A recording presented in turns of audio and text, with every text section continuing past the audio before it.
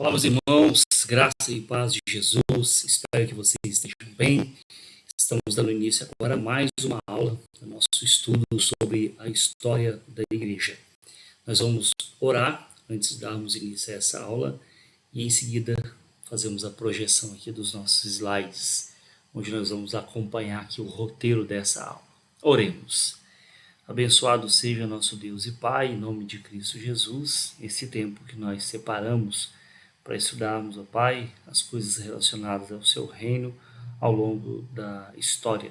Sabemos que é o Senhor quem conduz todas as coisas. Pedimos então que o Senhor nos dê a graça, o entendimento, a sabedoria, para sermos edificados, ó Deus, em Cristo Jesus. Oramos pelo avanço, Pai, da Tua igreja na face da terra.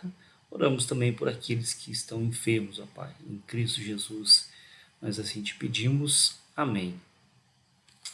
Muito bem, então, nós vamos lá para a nossa aula.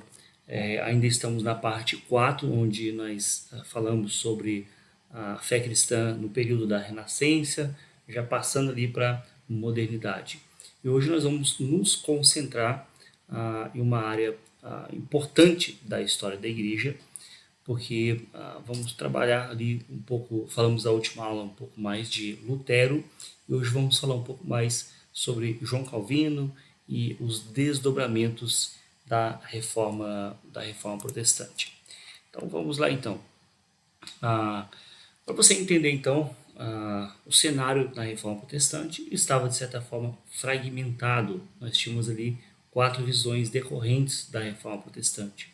De um lado nós temos o luteranismo, que é a faísca inicial, mas nós temos também, ainda dentro daquele contexto ali da atual Alemanha, o movimento anabatista, que foi conhecido também como a ala da reforma radical, a ala revolucionária. E nós temos na Suíça o calvinismo, com, de certa forma, ali, a sistematização intelectual de doutrinas importantes para a fé cristã. E na Inglaterra nós temos o surgimento da igreja anglicana, porém ali uma ruptura por interesses de Estado, ou melhor dizendo, por interesses pessoais do rei Henrique VIII, e por conta disso acabou se tornando ali a igreja estatal. Então, nós temos o luteranismo e o calvinismo, que eles formam a base teológica e predominante, enquanto o movimento anabatista e a igreja anglicana, eles seguiram naturezas sociais e políticas distintas. Então, só para você ter uma ideia aqui, o mapa da divergência que surgiu entre essas visões pós-Lutero. A faísca inicial ali com o luteranismo, foco na justificação pela fé, na autoridade das escrituras, mas mantendo certas liturgias estruturais. É comum você chegar hoje numa igreja luterana e ter uma semelhança estética muito, muito grande com a igreja católica. Nós temos o anabatismo, que é a ala radical, a rejeição completa do elitismo luterano. Eles lutavam em favor da justiça social camponesa. Tinha a questão do batismo, que era exclusivamente para os adultos.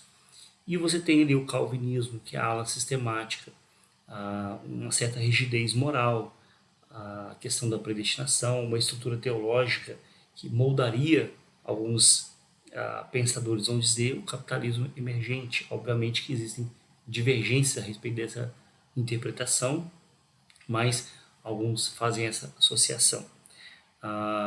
E nós temos na Inglaterra essa ala considerada de certa forma geopolítica, porque é uma ruptura institucional e política baseada na soberania nacional inglesa, preservando então ali a estética católica. Então a onda radical, ela surge com o anabatismo e a luta de classes, a luta camponesa. Qual que era o foco deles ali? A leitura individual do Novo Testamento, ela expôs o compromisso de Cristo com os pobres.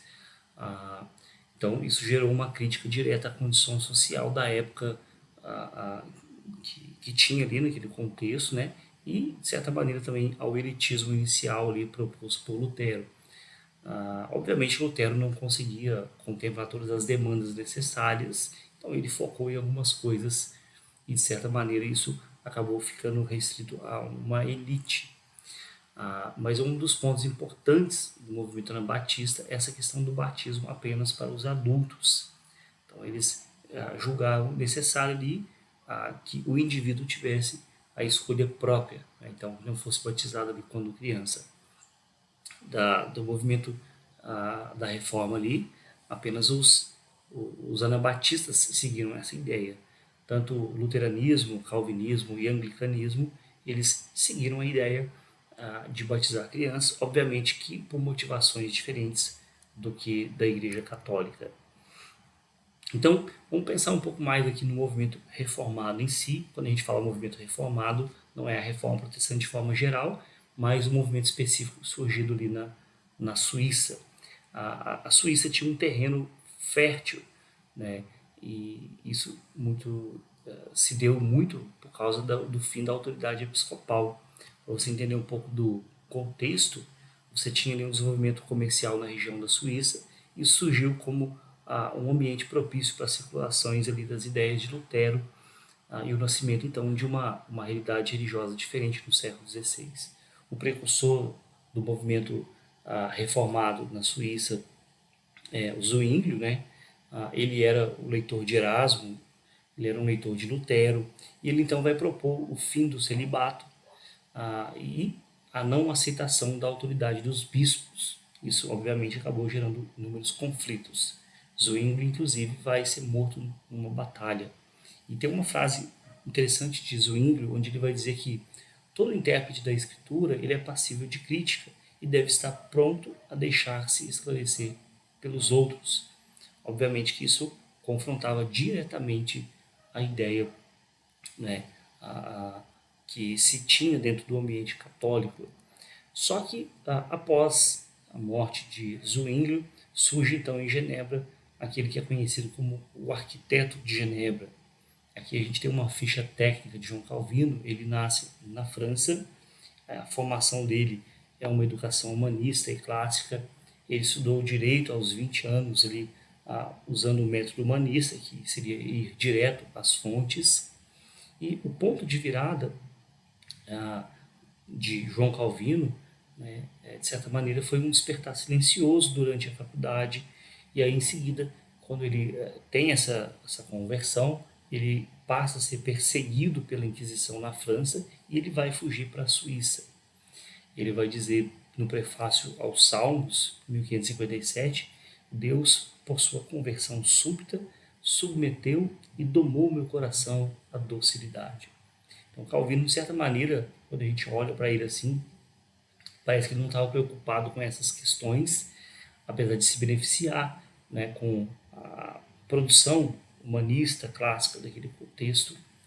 Então, e depois ele vai se ver, né, no meio dessa luta que havia naquele contexto por conta das divergências teológicas das igrejas protestantes com a igreja católica. Então nós temos aqui as institutas da religião cristã e o chamado de Genebra. A base, a obra clássica de João Calvino são as institutas, e o foco delas nós temos aqui a soberania de Deus, a questão da eleição ou também predestinação. Alguns vão enfatizar um pouco mais essa questão da predestinação, mas o foco, né, da teologia reformada é a soberania de Deus.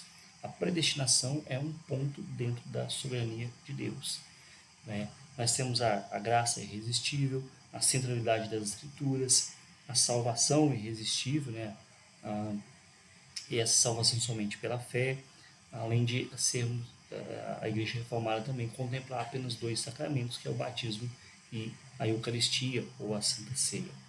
Então, Calvino foge para Genebra, ele é perseguido, depois ele sai de lá, e numa dessas ocasiões ele encontra com Guilherme Farel. E Calvino não queria se dedicar ali à pregação, queria se dedicar ao estudo e tudo mais, mas ele é confrontado por Guilherme Farel, um outro reformador, e vai dizer para ele o seguinte: em nome de Deus Todo-Poderoso, eu te conjuro, não busque tua própria vontade, mas o ministério que o Senhor te impõe. Né? Então, de certa forma, Guilherme Farel estava ali fazendo uma oração de imprecação sobre a vida de Calvino, lançando sobre ele a responsabilidade do trabalho, de continuar o trabalho de reforma na cidade da Suíça. Né? Calvino ele esteve na Suíça, foi expulso de lá, depois ele retoma, né? E Calvino então ele relatou depois desse episódio que ele sentiu-se como se a mão de Deus estivesse vinda do céu, agarrando ele e colocando ele ali, iniciando assim então a organização religiosa de forte intervenção ali no cotidiano de Genebra. A partir do trabalho de Calvino, a cidade muda completamente. Por quê? Porque ele entendia que a religião cristã, a fé cristã, ela deve afetar todas as áreas da vida, não somente o ambiente de culto. Então, a reforma, por isso que a gente fala igreja reformada, é porque ela busca reformar não somente aspectos litúrgicos relacionados ali ao culto, mas também todas as áreas da vida, né? A ciência, a educação, política, a cidade como um todo, né? Dentro desse movimento reformado, dentro da reforma protestante, nós tínhamos ali algumas questões que geraram rupturas. Por exemplo, as três visões sobre o sacramento da ceia do Senhor, da Eucaristia. Nós tínhamos ali a visão católica com a transubstanciação. Para eles, para a Igreja Católica, o pão se torna literalmente a carne e o vinho se torna literalmente o sangue de Jesus, mediante aquela oração do sacerdote. Já a visão luterana, né, proposta por Lutero, é conhecida como consubstanciação. Então, esse é um dos pontos que os reformadores não chegaram a um consenso. Para eles, o pão não se transforma, mas Cristo ele está presente em, com e sob o pão. Após o culto, os elementos voltam ao estado normal, ao estado comum. Já a visão calvinista, ela trabalha uma perspectiva mais simbólica. O pão e o vinho representam o corpo e o sangue de Cristo em forma estritamente simbólica e memorial.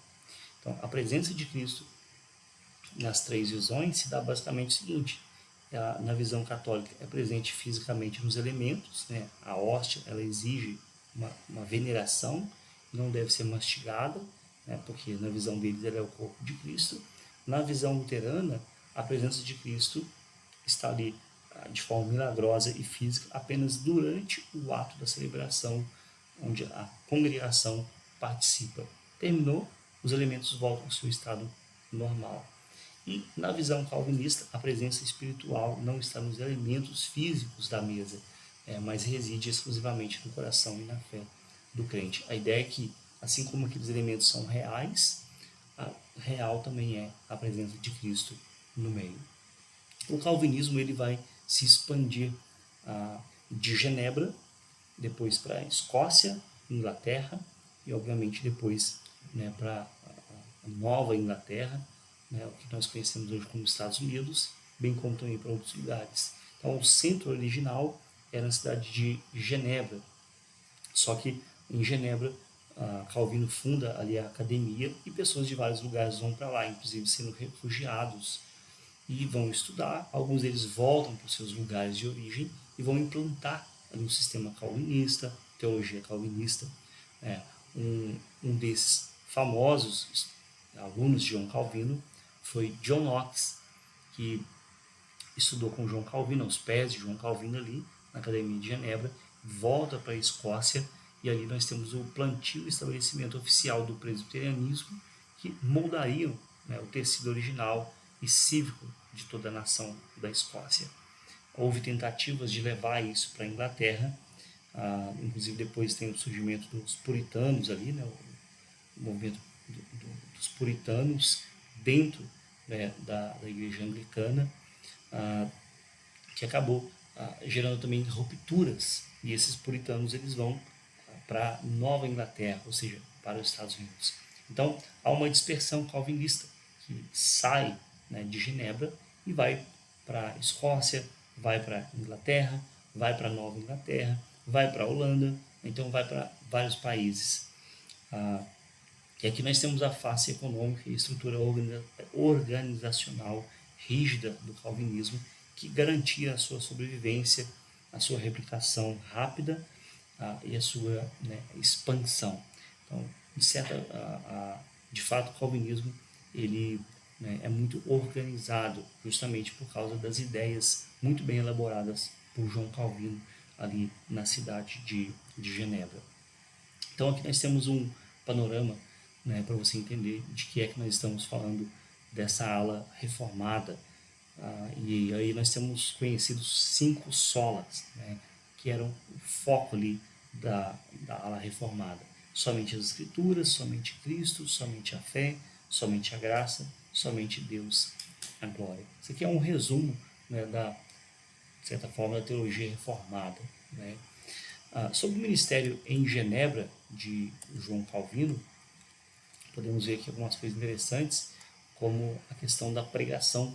João Calvino mudou completamente o sistema de pregação, tirando aquela ideia alegórica que vinha da Igreja Católica e propondo um método de pregação expositiva sequencial, né? Calvino pregava livros inteiros da Bíblia, diferente daquela visão alegórica dentro da Igreja Católica, com muita fantasia. E, infelizmente, ainda hoje, algumas pessoas bebem, não somente no catolicismo, mas mesmo dentro de igrejas ditas evangélicas. O método de Calvino era conhecido como uma pregação expositiva. Obviamente, isso não era dele, ele já bebia isso dos pais da igreja, mas o foco era a exposição sequencial dos textos da Bíblia. Calvino dizia o seguinte, né, não há uma gota só de virtude em nós que não provenha de Deus. O foco ali do calvinismo era sempre a soberania de Deus, a graça de Deus e a condição do ser humano como pecador, dependente exclusivamente dessa graça. Eu não consigo, né, obter a salvação por meios próprios. Tudo vem de Deus. E aí o ramo geopolítico da Reforma Protestante, ele surge na Inglaterra, né, com o surgimento ali, inicial do anglicanismo. E o contraste aqui é o que?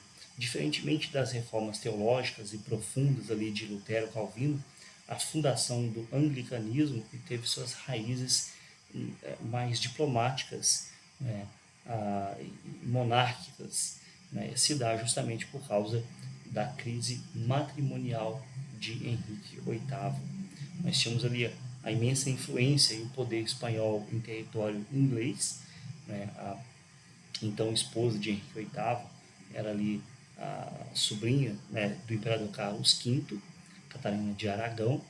Ela era casada ali com, na verdade, o irmão de Henrique VIII, que morreu. Depois ele vai assumir esse casamento, casa-se com ela, mas ele, com interesses próprios, querendo obter, né, um outro casamento, ele vai dissolver, né, esse casamento. Obviamente a Igreja Católica não concordou, então a partir dali você tem uma ruptura de soberania.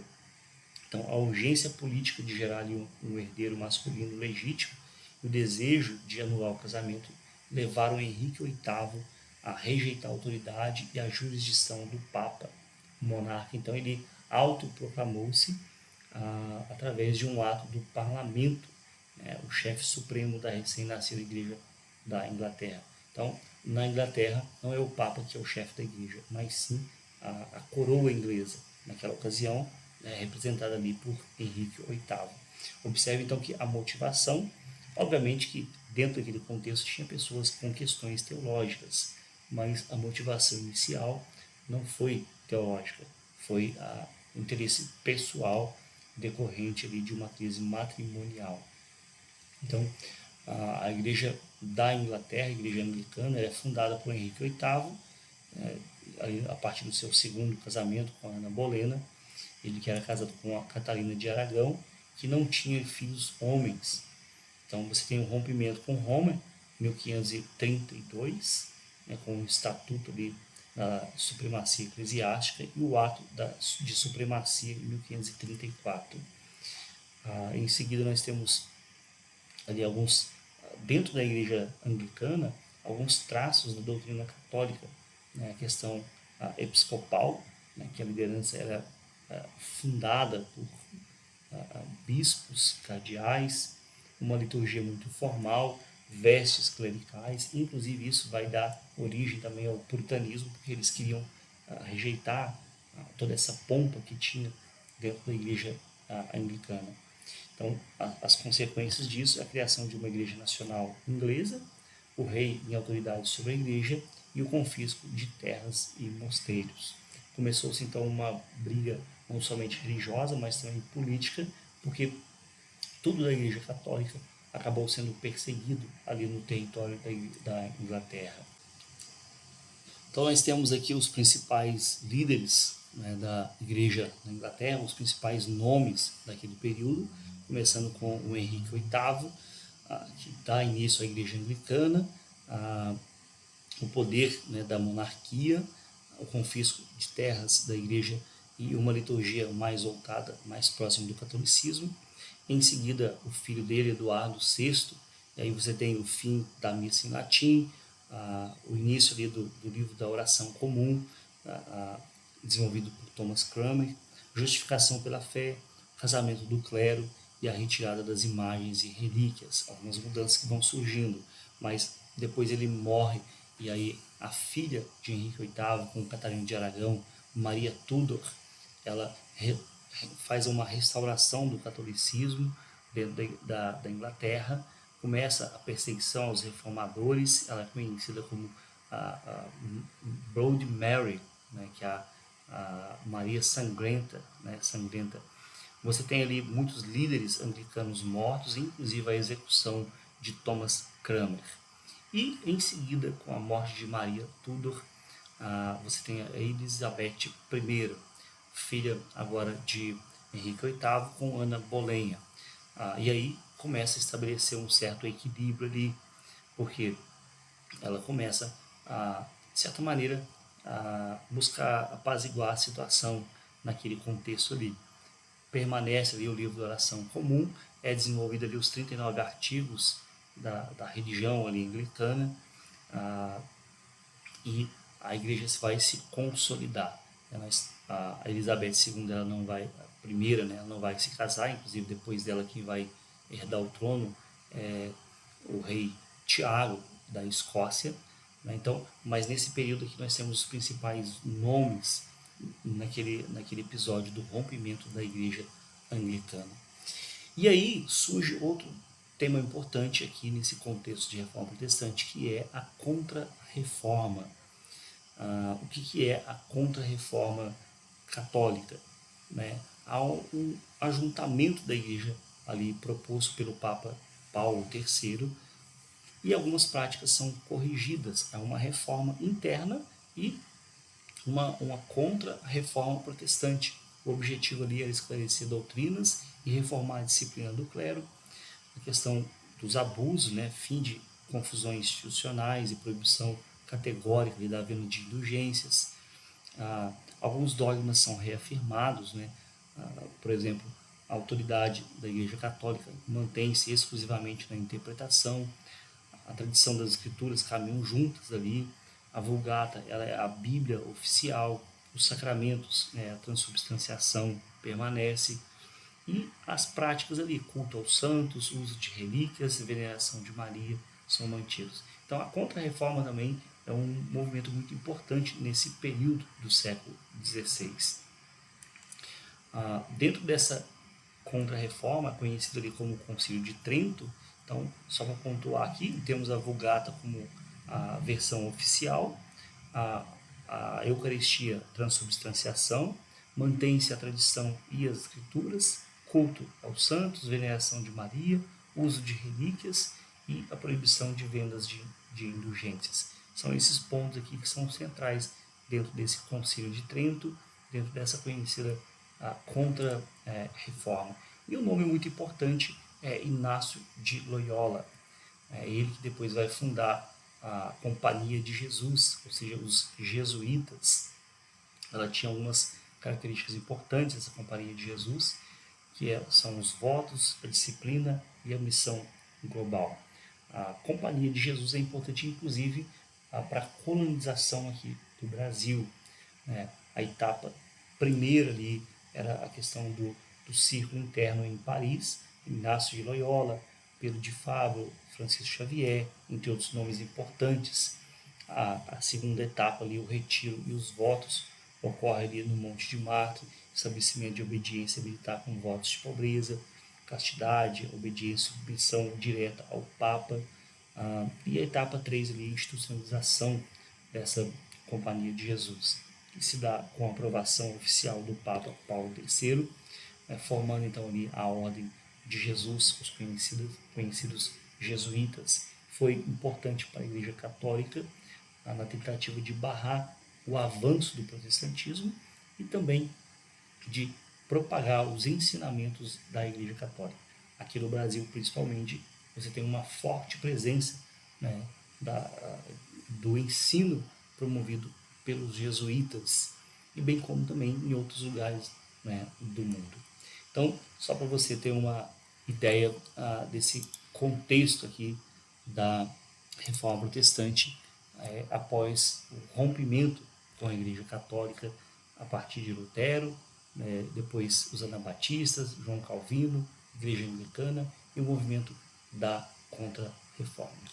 Basicamente, nós cobrimos aqui um espaço aí de aproximadamente uns 50 anos, né, de desenvolvimento, ou talvez até um pouco mais ali, né, principalmente na Igreja da Inglaterra, com os principais líderes ali.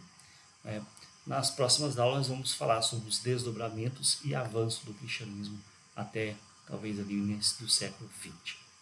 Deus os abençoe em Cristo Jesus. Até a próxima aula, então.